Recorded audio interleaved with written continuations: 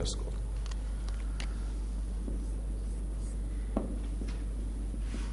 بعثا فاعل ہمارا حالت رفع میں، بعث اللہ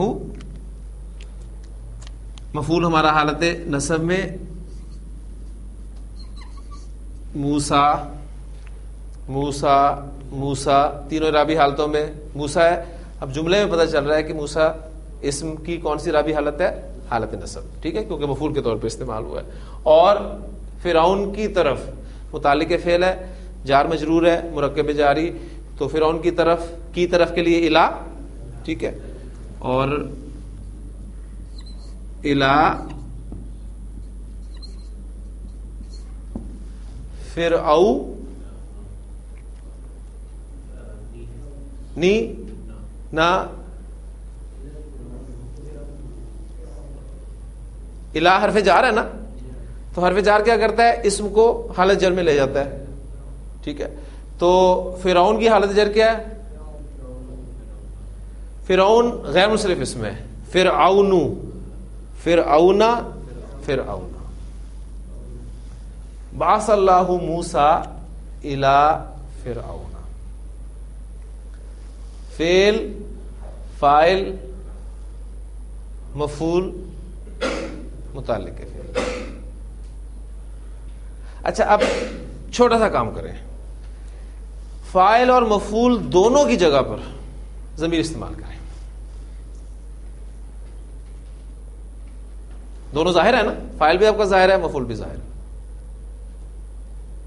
فعل اور متعلق فعل ایسے ہی رہنے دیں، فاعل اور مفعول کو ضمیر کی صورت میں لے جائیں. یعنی اس نے اس کو فرعون کی طرف بھیجا، تو اس کی عربی کیا ہوگی؟ اس نے بھیجا، بعثا. اس نے اس کو بھیجا، بعثا ہو، ٹھیک ہے. پیچھے زبر ہے تو الٹی پیش آ جائے گی، بعثا ہو الی فرعون. تو دونوں جملے میں بس فرق جو ہے وہ کلیئر ہونا چاہیے آپ کو کہ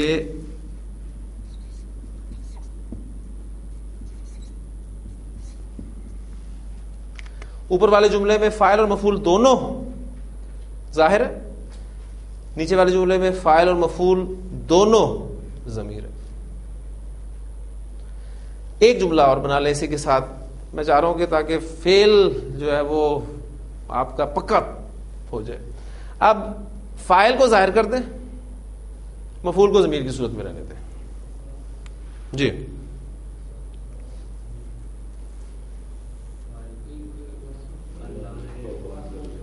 فاعل کو ظاہر کر دیں، مفعول کو ضمیر کی صورت میں رہنے دیں.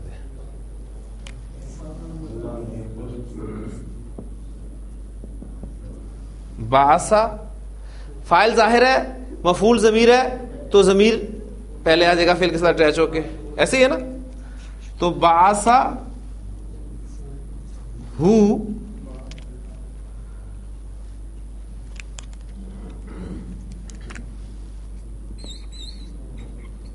اللہ. اور میں نے آپ کو بتایا تھا کہ یہ جتنے بھی الٹے کھڑے ہوتے ہیں جب انہیں ملا کر پڑھا جاتا ہے تو سیدھے ہو جاتے ہیں، ٹھیک ہے. لہٰذا ایسے آپ الٹے کو آپ سیدھے کے ساتھ لکھ دیں گے. بعثہ اللہ الی فرعون. اب ایک کام اور کریں، اب آپ فاعل کو ضمیر کی صورت میں لے جائیں اور مفعول کو ظاہر کر دیں. فاعل کو ضمیر کی صورت میں لے جائیں اور مفعول کو ظاہر کرتے ہیں.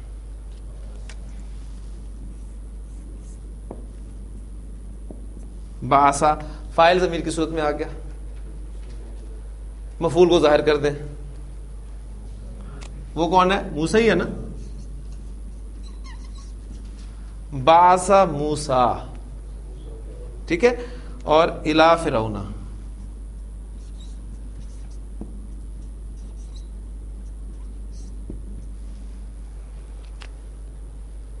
اب یہاں دیکھیں ایک گنجائش نکلتی ہے، اگر آپ آؤٹ آف کانٹیکسٹ پڑھیں گے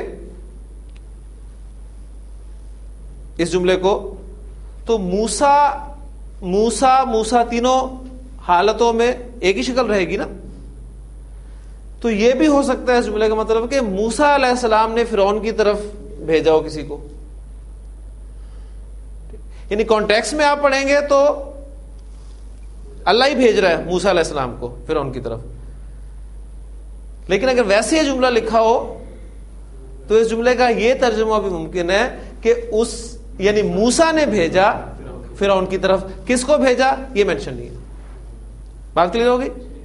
تو یہ ساری چیزیں الحمدللہ ان 4 جملوں میں یہ سب ہو گیا. کہیں فعل آپ کا فاعل آپ کا ظاہر ہے, کہیں ضمیر ہے, کہیں مفعول آپ کا ظاہر ہے, کہیں مفعول آپ کا ضمیر ہے, کہیں دونوں ظاہر ہیں, کہیں دونوں ضمیر ہیں. اس سے زیادہ جملہ فعلیہ میں اور کچھ نہیں ہوگا.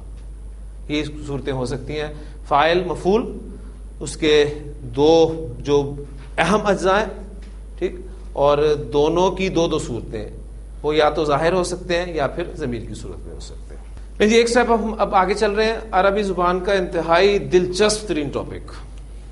دلچسپ میں اپنے اعتبار سے اسے کہہ رہا ہوں, آپ کے لیے شاید یہ دلچسپ نہ ہو, اور کسی دور میں میرے لیے بھی یہ بالکل دلچسپ نہیں تھا, اور انگریزی کے اعتبار سے تو کبھی بھی یہ دلچسپ نہیں رہا. ٹاپک وہ ہے کیا؟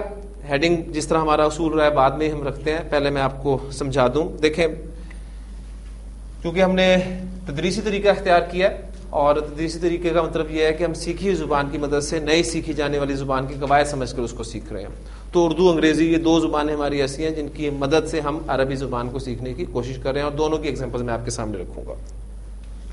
دیکھیں, انگلش میں ہم کہتے ہیں ٹو گیو, اس کے معنی ہوتے ہیں دینا, ٹھیک.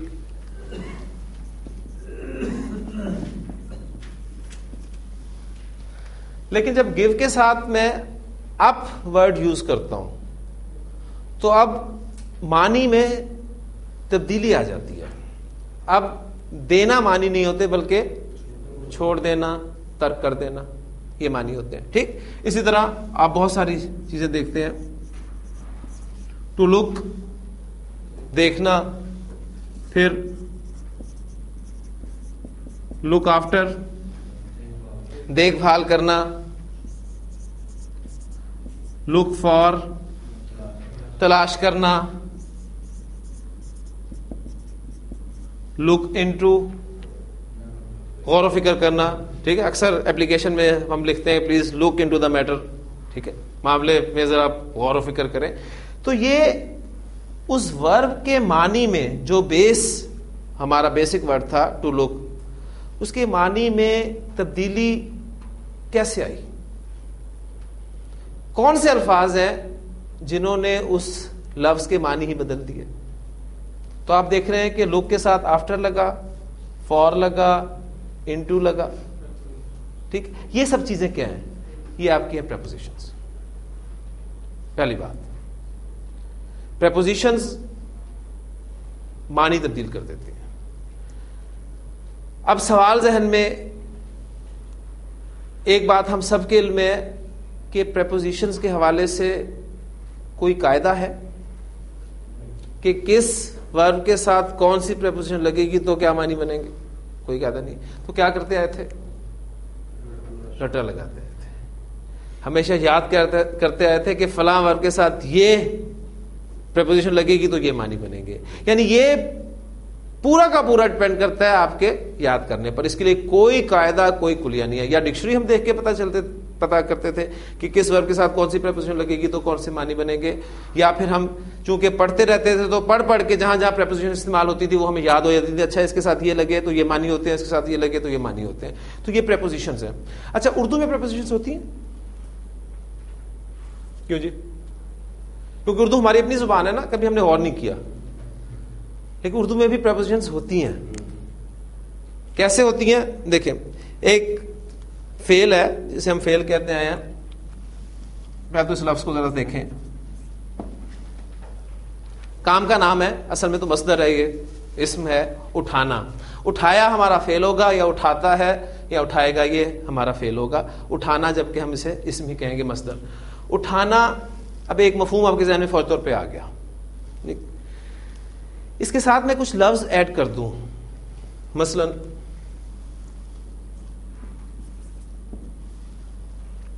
ہاتھ اٹھانا ایک اور مفہوم آپ کے سامنے آ گیا. ٹھیک. فون اٹھانا ایک اور مفہوم سامنے آ گیا. لفظ ایڈ ہو رہا ہے, مفہوم بدل رہا ہے. لیکن اس ہاتھ اٹھانا, اس پورے آپ کہہ لیں دونوں الفاظ کو میں اب آپ کے سامنے کچھ جملوں میں لکھ رہا ہوں, اور آپ دیکھیں گے کہ ان جملوں کا مفہوم بالکل مختلف ہوگا. کیسے؟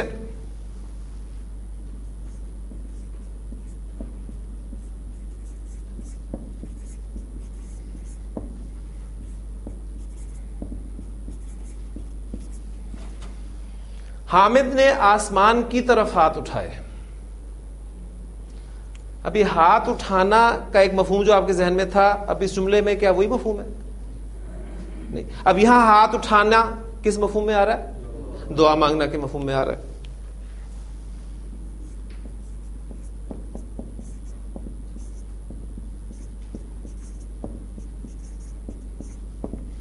حامد نے زید پر ہاتھ اٹھایا, اب یہاں مارنا کے مفہوم میں آ رہا ہے.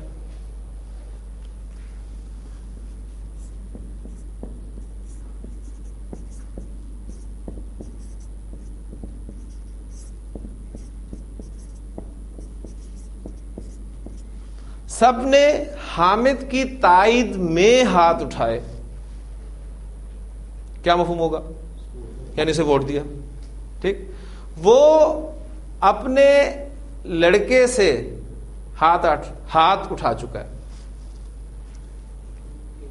اب وہ ہاتھ اٹھانا ہی لفظ ہے, ہاتھ اٹھانا, لیکن وہ اس کے مفہوم میں کون سے الفاظ ہیں جو تبدیلی لا رہے ہیں؟ آپ دیکھ رہے ہیں یہ کی طرف, پر, میں, پھر جو لاسٹ جملہ میں نے بولا ہے سے. اب یہ کیا ہے؟ یہ آپ کی پریپوزیشن. انہی کے لیے ہم کی طرف, ٹوورڈز, الا, ٹو, میں, ان, فی. اب ساتھ ساتھ میں عربی بھی بول رہا ہوں تاکہ آپ کو پتا چل جائے کہ عربی میں ہم کیا کریں گے ان کے لیے. ٹھیک ہے. پر, آن, ایٹ, الا, یہ سارے وہی الفاظ ہیں نا. تو پریپوزیشنز ہمارا جو ٹاپک ہے, اب اس اعتبار سے میں نے کہا تھا کہ عربی زبان کا انتہائی دلچسپ ٹاپک ہے, لیکن چونکہ اس کے بارے میں کوئی قاعدہ کلیہ نہیں ہوتا پریپوزیشنز کے لیے, لہذا یہ یاد کرنے سے ہمیں پتہ چلتا ہے کہ کس ورب کے ساتھ کون سی پریپوزیشن استعمال ہوگی تو اس کا کیا مفہوم آئے گا. تو انگریزی میں پریپوزیشنز ہیں, اردو میں پریپوزیشنز ہیں, تو عربی زبان میں بھی پریپوزیشنز ہوں گی. تو ہمارا جو نیکسٹ ٹاپک ہے وہ ہے جملہ فعلیہ میں پریپوزیشنز کا استعمال. پریپوزیشنز کے لیے ہم عربی زبان میں ورڈ یوز کریں گے صلہ.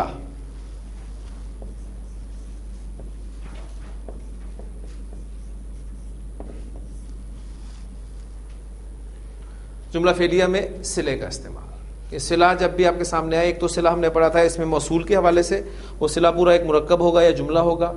ایک وہ صلہ ہوگا جو موصول کے ساتھ اٹیچ ہوگا. ایک یہ صلہ پریپوزیشن کے لیے ہم لفظ استعمال کریں گے, اور اس کو ہم بہت ڈیٹیل سے اس لیے نہیں پڑھ سکتے کہ سب ورب کے ساتھ پریپوزیشن پڑھانا ناممکن ہے. چند ایگزامپلز میں آپ کو دوں گا, صرف سمجھا دوں گا کہ اس کو استعمال کیسے کیا جاتا ہے جملے میں, اور پھر انشاءاللہ تعالیٰ قرآن مجید پریپوزیشن آپ کو خود سکھائے گا. پہلی بات نوٹ کر لیں کہ عربی زبان میں آپ پریپوزیشن استعمال کرنا چاہتے ہیں تو اس کے لیے آپ حروف جارہ استعمال کریں گے.